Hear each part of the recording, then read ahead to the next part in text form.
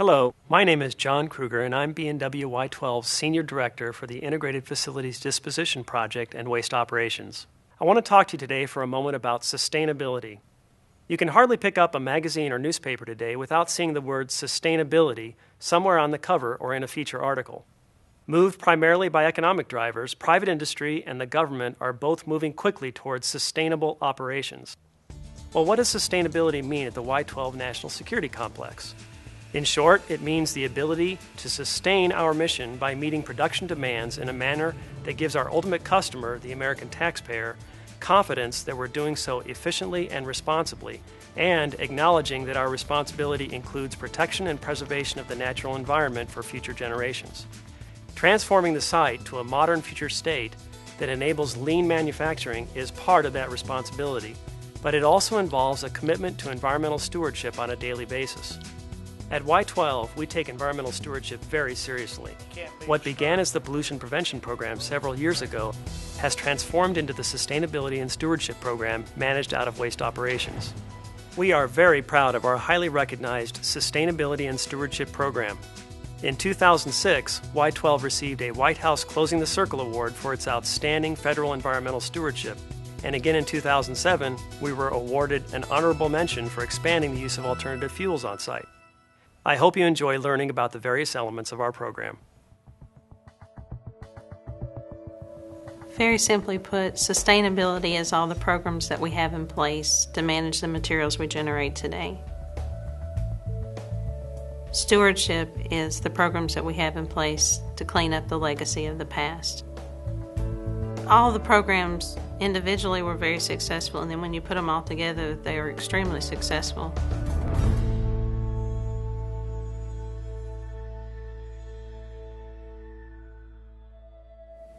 Pollution prevention was the basis of all the programs. The first thing that you want to do is you want to minimize waste at the source. If you can't find a way to minimize the waste at the source or to find a safer substitute for the materials that you're going to use, the next thing you want to do is reuse it, and you do that through the excess program. If you can't reuse it, then you're going to recycle it, and we do that through our recycling program. The last two things you want to have to do is treat it or dispose of it. We've been able to recycle many items and find other homes for materials here at Y-12. And then we send materials to excess that can be sold. We have an online auction. You can go out there from your home, you get a user ID and a password, and you can bid on anything that's there. It could be a drill press, it can be a desk, it can be a chair, it can be file cabinets, safes, a wide variety of materials. One of the pollution prevention initiatives this past year included X-rays. It used to be that they had to have developer and fixer and had a satellite area that they had to manage that waste in.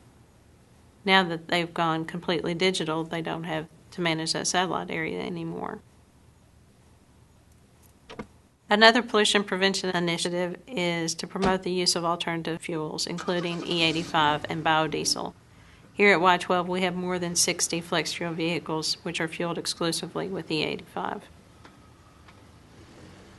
As one of our Earth Day activities, we did a survey of our employees to see how many were driving alternative fuel vehicles.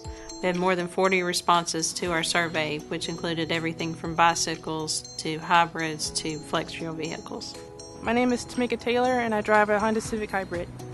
The vehicle itself has technology that makes it a partial zero emissions vehicle, so it's less CO2 emissions, and then also 40 miles per gallon in the city and 45 miles per gallon on the highway. So using less gas, less CO2 emissions, I feel pretty good about that. Every day our employees are actively engaged in protecting the environment. Out in the work areas, they make sure their chemicals are put up, spills are cleaned up. They recycle in the work areas, making sure that aluminum beverage cans are separated, metals are separated, paper products are separated, so we can recycle to the maximum extent each and every day.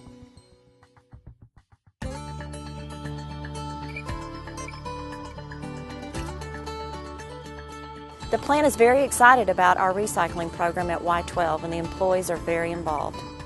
All employees do their part by recycling the paper in their offices, their aluminum beverage cans, scrap metal, toner cartridges, their wooden pallets. We take those now to a local composting facility. They grind the pellets up and make mulch out of them so they don't end up in the landfill and they become a usable product. We recycle aluminum cans and donate proceeds to area charities. We even encourage employees to bring their soda cans from home and drop into the can wagon at the Jack Case Center.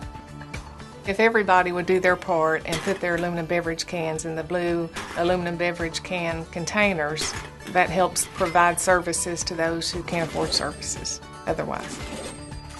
That's very rewarding when you go out there and all you can give these folks is $200, but they are so appreciative of it. In late 2006, we began recycling plastic drink bottles. Employees were concerned about items polluting our landfills. So we took the initiative and we found a local company that'll recycle the plastic bottles for us. Each month, we eliminate approximately 20,000 bottles from going to our landfill.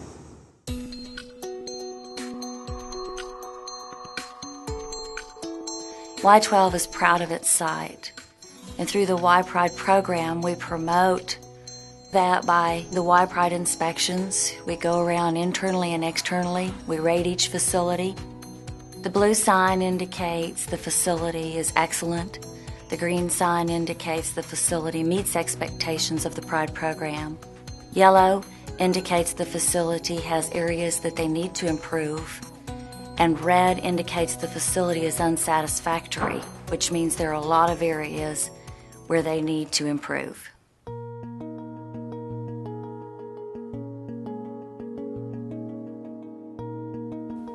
Waste Generator Services has all the process knowledge needed to disposition of waste according to the waste acceptance criteria. We have one central location where we could stage all the waste instead of them having to establish areas of their own. We have separate areas set up for the RCRA waste, the PCB waste, and the non-regulated waste. You have, some 409 or you had a PCB spill area cleanup. You don't want to open up an area to put that material in. You can contact Waste Generator Services and we'll get that material to the yard. We'll do all the paperwork for you. We'll do all the inspections of the waste. It's just another turnkey service that we're providing.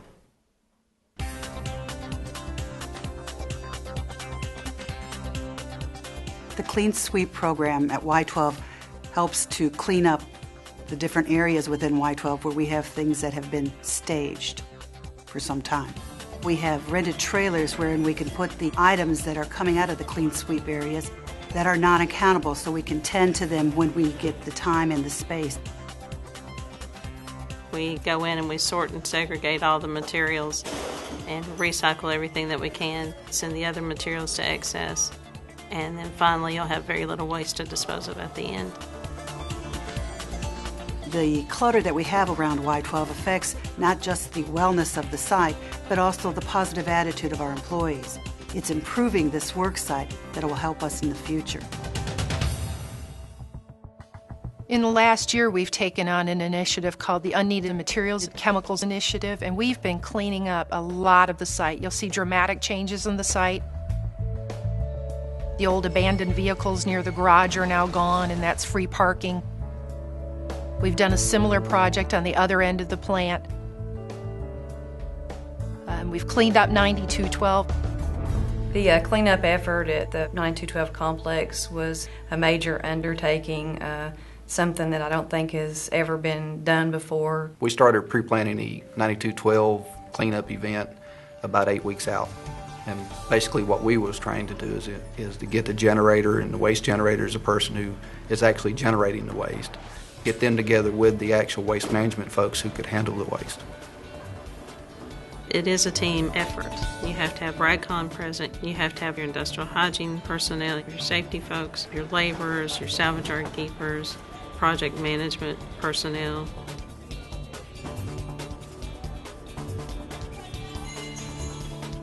There were 346 tons of material removed from the facility. 8 truckloads of excess material, 1 tractor trailer. 2 truckloads of modular furniture went to the central train. 4 truckloads of paper to the burn house. Water bottles, 61 cardboard, gas cylinders, and toner cartridges, contaminated gas cylinders, 9 truckloads of construction materials and tools. In the 30 years that I've worked at the plant, I know there's been a lot of teamwork, but I don't think I've ever seen the kind of teamwork that we witnessed during this cleanup event. What started as a small unneeded materials and chemicals project to remove a few chemicals from ACO and stores has turned into an entire energetic cleanup throughout the site. You know, we started with a little over $1.5 million. We've now grown to $8 million, and the site has taken hold of that.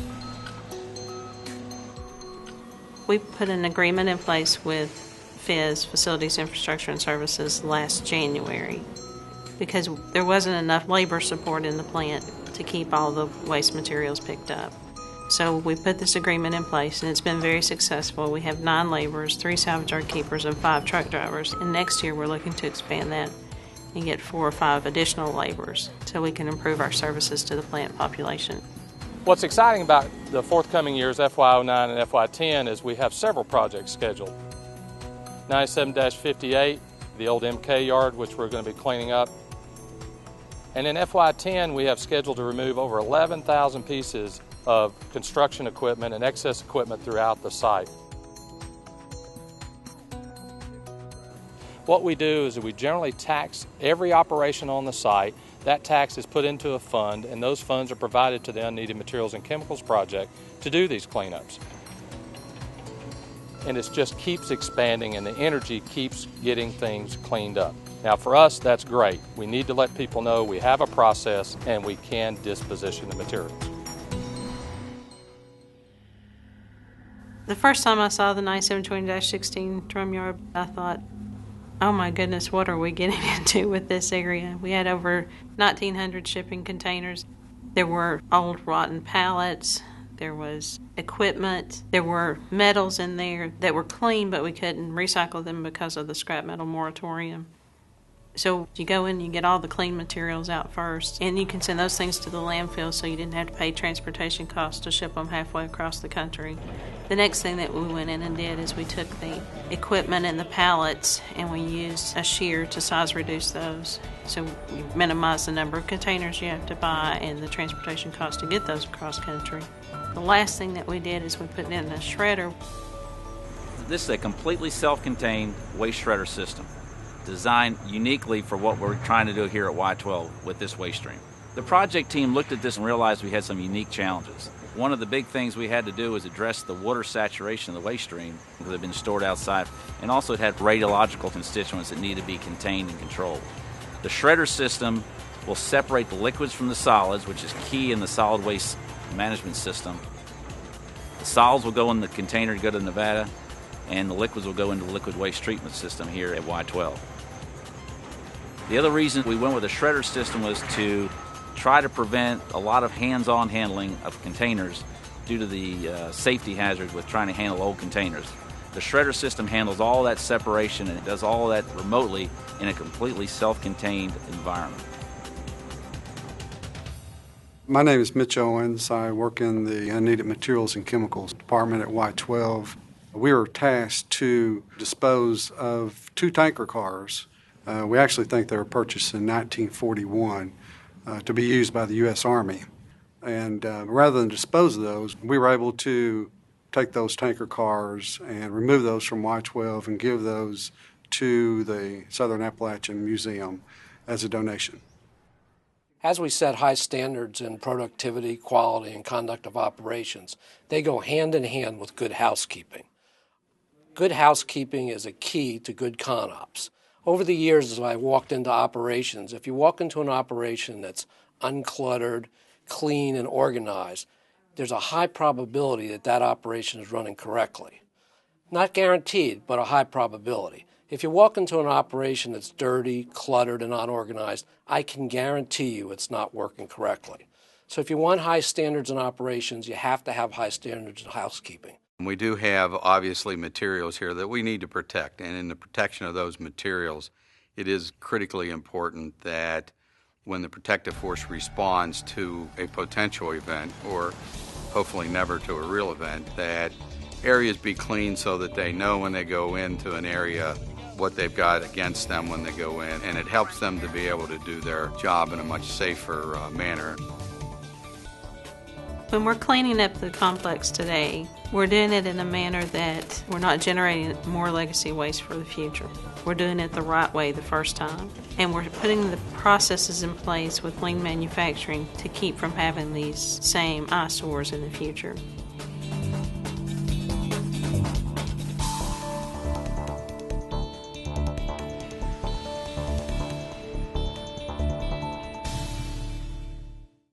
After we clean up an area, we'll go in and establish the 7S program. And the 7S will be how we'll routinely keep spaces clean. It organizes all the tools, ensures all excess material is kept out, and that the workplace is set up for high productivity and a pleasant place for the workers to work. The employees who work in the areas, they want those cleaned up. The management of those areas want those areas cleaned up. They want to improve their pride rating. I think with the magnitude of the work that was done, removing 346 tons of material out of a nuclear facility was just a great display. So we are on a journey, and it's a path that helps not only the environment at Y-12, but it also helps the safety and the security and puts us in a very good posture as a site. It is the team effort and the team spirit that will make for a cleaner and safer site at Y-12. At the Y-12 National Security Complex, we protect our nation's resources in our daily activities. Through various programs like pollution prevention, recycling, and pride, we educate and expect our employees to help Y-12 be a sustainable company. Our Sustainability and Stewardship program helps us disposition items. We properly recycle, dispose, or excess them in the most environmentally friendly way. As we transform Y-12, we continue to green Y-12 and make it a more sustainable company. Y-12 was awarded the Tennessee Pollution Prevention Partnership Performer level. We are only the second government agency in the state to receive this honor. This recognition shows we are serious about protecting our shared environment. Whether at work, at home, or at play, employees reduce, reuse, and recycle. By doing our part, we're protecting the future.